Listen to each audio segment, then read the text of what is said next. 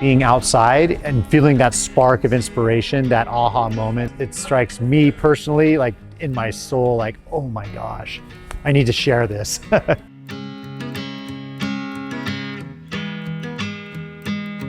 My name is Peter Mathios, and I paint in acrylic, realistic wildlife and nature.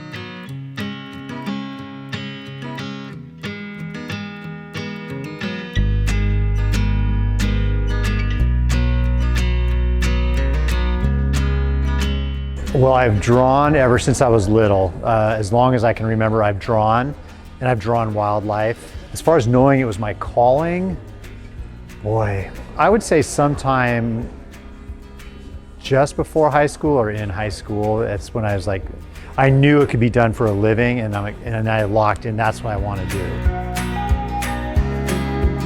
The inspiration comes from hunting with my dad when I was a little kid, and I loved being out there so much that when hunting season was over, or even like school was in session, I found myself daydreaming about it, and that's how the drawing started. And it grew from there, and so I've always known wildlife was what I wanted to do. And then I started seeing artists like Robert Bateman, and that they could do it for a living, and I was like, that's what I want to do. So yeah, but nature has always been my passion and my direction and focus.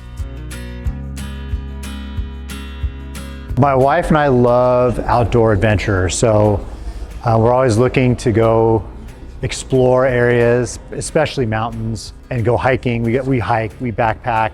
We've spent a lot of time trail running and just adventuring in mountains. So whenever inspiration hits, that's usually how a painting develops. So we're always going out and looking, and whenever I'm out, I'm taking pictures either with my phone or I bring my camera and looking for inspiration and ideas. This was in Yellowstone National Park. It's called Legacy of the Lamar, for the Lamar Valley. And to me, I've been to Yellowstone over 10 times, and to me the Lamar Valley kind of feels like it harkens back to maybe days gone by of how wildlife used to be in this country. I mean, there's grizzly bears, bison, elk, deer, moose, pronghorn, and they all seem to inhabit this valley. And sometimes you can see them all at once, almost like a Serengeti sort of experience. And in this particular painting, the way the moose were just grazing and moving through the shadows of the late afternoon along the river, it just, the foreground shadows with the background light and the way that set up with the river going back in, that's what inspired this painting. Being outside and feeling that spark of inspiration, that aha moment, there's something to that that's, I don't know how to put it into words. It strikes me personally, like in my soul, like, oh my gosh, I need to share this.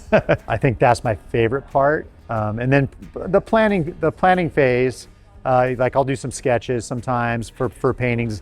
Other times the inspiration is so dramatic that I just jump right in and start painting.